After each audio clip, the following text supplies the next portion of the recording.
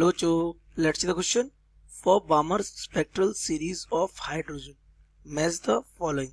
Column 1, यहाँ पे आपको A, B, C, D, H alpha, H beta, H gamma और H डेल्टा गिवन है.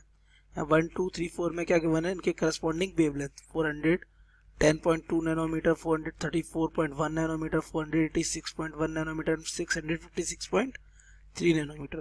तो यहाँ आपको कोडिंग मिलानी है. A, B, C, D से क्या? Option A 4123, option B 4321, option C 2244 and option D 2341. तो let's see the key concept of this question.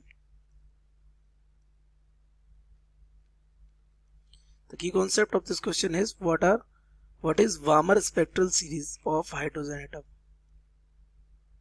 Balmer spectral series of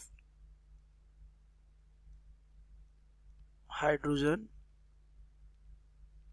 atom. तो ये है क्या? It is the line spectra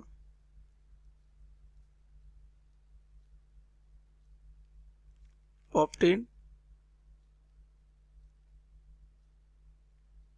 when electron transit to second energy level. किस energy level में? Second energy level. That means n equals to what? 2 में. From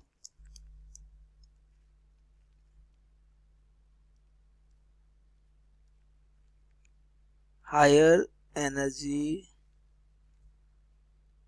level. तो जब किसी हायर एनर्जी लेवल से n इक्वल 2 में, यानी कि हम बोल सकते हैं कि n dash should be greater than कैसे 2.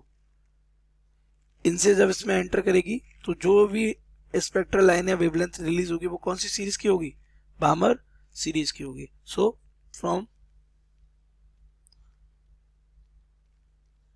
बोर्स एटॉमिक थ्योरी, ये कौन डिसाइड करता है? ये डिसाइड करता है En2 minus En1 is equals to H nu. और ये En1 क्या है?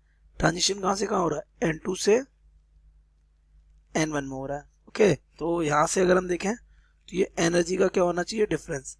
अब आपको इतना पता ही है क्या कि En जो हमारा it is inversely proportional to क्या होता है? n square. जहाँ n हमारा प्रिंसिपल क्वांटम नंबर है, मतलब नंबर ऑफ सेल, और En हमारा होता है कैसा है? ये हमारा होता है नेगेटिव. इसका मतलब क्या हुआ? अगर n इंक्रीज होगा, n बोले तो नंबर ऑफ सेल इंक्रीज होगा, तो आपकी एनर्जी क्या होगी? डिक्रीज. लेकिन क्योंकि नेगेटिव है तो इंक्रीज होगी. So with number of shell increasing, its energy also increases. क्या बढ़ जाती है? उनकी एनर्जी भी बढ़ जाती है. तो अगर हम यहाँ पे बनाएं, जैसे फर्स्ट सेल, ये हमारा क्या होगी? First shell. This is second shell, this is third shell, this is fourth shell, fifth shell and sixth shell. Point ये कि सेकेंड में ट्रांजिशन होने वाला, अगर फर्स्ट से सेकेंड में होता है, ये थर्ड से सेकेंड में होता है, तो उसको बोलते हैं H अल्फा. अगर ये हमारा फोर्थ से n इक्वल कितना ही है? फोर्थ से n इक्वल 2 में ट्रांजिट होता है, उसे बोलते हैं H बीटा लाइन. और अगर ये हमारा कौन सा n इक्वल 5 से ट्रांजिट करता है किसमें? सेकेंड में, तो इसे हम बोलते हैं H गामा. और यही हमारा अगर n इक्वल 6 से ट्रांजिट करेगा तो इसे हम बोलेंगे H डेल्टा लाइन. तो H अल्फा करस्पॉन्ड्स टू किससे?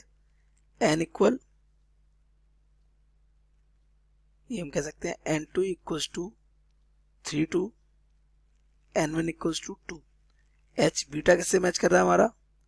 n2 इक्वल्स टू 4 से, n1 इक्वल्स टू 2 से. H गामा हमारा किससे रिलेट कर रहा है? किससे आ रहा है? फिफ्थ सेल से आ रहा है. किसमें? n1 इक्वल्स टू 2 में. और H डेल्टा हमारा किससे रिलेट कर रहा है? सिक्स सेल से आ रहा है. किसमें? सेकेंड सेल में. अब पॉइंट ये, एनर्जी किसकी ज्यादा होगी? तो सिक्स सेल की energy n6 will be greater than En6 will be greater than En5 will be greater than E and 4 will be greater than ये E and 3, ये हमारा रहेगा।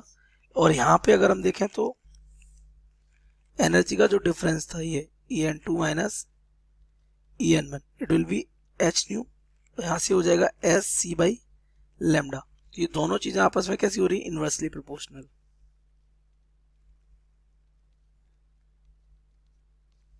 तो अगर हम वेवलेंथ को देखें तो वेवलेंथ कैसा हो जाएगा, डिक्रीजिंग, मतलब ये हमारा कैसा है, इनवर्सली प्रोपोर्शनल। तो जब एनर्जी ज्यादा होगी तो वेवलेंथ कैसी होगी, छोटी। दैट मीन्स अगर हम देखें तो wavelength of n6, lambda of n6 will be smaller than lambda of n5 will be smaller than lambda of n4 will be smaller than lambda of n3। ये लॉजिक हमारा बनेगा। और lambda of n6 हमारा किससे relate कर रहा है, h delta will be smaller than lambda of h delta will be smaller than lambda of h gamma will be smaller than lambda of h beta will be smaller than lambda of H alpha. सबसे बड़ी किसकी होगी, H alpha की, फिर उससे छोटी। तो अगर हम यहाँ पे मैच करें, सबसे एच अल्फा की सबसे बड़ी वेवलेंथ होगी, तो हमारा फर्स्ट हमारा मैच करेगा किससे, ए हमारा मैच कर जाएगा किससे, फोर्थ से, बी मैच कर जाएगा हमारा 3 से क्योंकि उससे कम है, सी मैच करेगा सेकेंड से, और डी मैच करेगा फर्स्ट से। तो हमारा ऑप्शन बी क्या हो जाएगा, correct option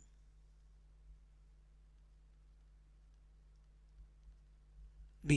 I hope you have understood it well. Best of luck.